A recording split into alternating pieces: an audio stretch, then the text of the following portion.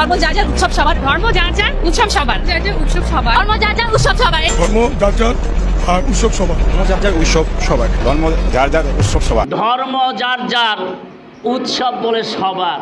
আমি আপনাদেরকে বলি, এই কোরবানের উৎসব কিনা? উৎসব না।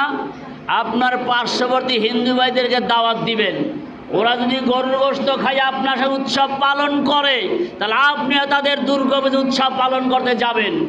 আর যদি ওরা আপনার দুর্গাপূজা গরুর গোশত খাইয়া এই উৎসব পালন করতে অপ্রস্তুত থাকে, তাই মুসলমানদের জন্য হিন্দুদের কোনো পূজায়, কোনো অনুষ্ঠানে, কোনো অবস্থা যা অবৈধ ছাড়া বৈধ কোনো সুযোগ নাই। আপনি মানেন আর না মানেন, কিন্তু বলে আমি বলে দিলাম, অন্ধ যেমন হ্যারিকেন লইয়া হাঁটে, অন্ধর দিনও যেমন রাত্রেও তেমন। হ্যারিকেন হাঁটার মানে, আরে বোকা বেটা তুই তো অন্ধ মানুষ, হ্যারিকেনের কোনো মানে আছে না? আরে বোকা আমি না, বোকা তুই বেটা। এই হ্যারিকেন তো আমার জন্য ধরাই নাই, হ্যারিকেন তোমার জন্য ধরাইছি, তুমি এসে আমার গায়ে না পড়ো।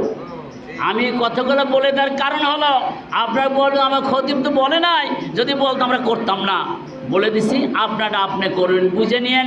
আপনার ফতোয়া আপনাকে দিতে হবে। আপনার হিন্দুর বাড়ি খাওয়ার জন্য খালি ফতোয়া খুঁজবেন, আর মুসলমানের বাড়ি হিন্দু অনুষ্ঠানে আসবে, সে তখন আপনার কাছে আসবে না। না না না, আমাদের বাড়ি কত বড় সমস্যা আছে। গরুর গোবর দিয়া ঘর পবিত্র করে, মায়ের পায়খানা দিয়ে ঘর পবিত্র করে, আবার মায়ের দুধ খায়, আবার গোশত খাইতে পারে না। দেখছেন তাদের ধর্ম কারে কয়? এই জন্য ভাই, আমরা মুসলমান, আমাদের হওয়ার কথা সচেতন জাতি, আমাদের হওয়ার কথা কোরআন সুন্নাহর উপর আমল করার জাতি। কিন্তু আমরা, ওরা আমাদেরকে ভালোবাসে মাঝখানে মান্দার গাছ রাইখা, আর আমরা ভালোবাসি বুকে বুক মিলাই দিয়া। এইরকম ভালোবাসা কোনো অধিকার আপনি রাখেন না, কোনো অবস্থায় যাবে না। উৎসব সবার, ধর্ম যার যার, এই স্লোগান যেমন সঠিক নয়, যেমন চাকরি যার যার, বেতনের টাকা সবার, এইটা যেমন সঠিক না। বিবাহ যার যার, স্ত্রী সবার, এইটা যেমন সঠিক না। ধর্ম যার যার, উৎসবও তার তার, সেটাও সকলের সমান না।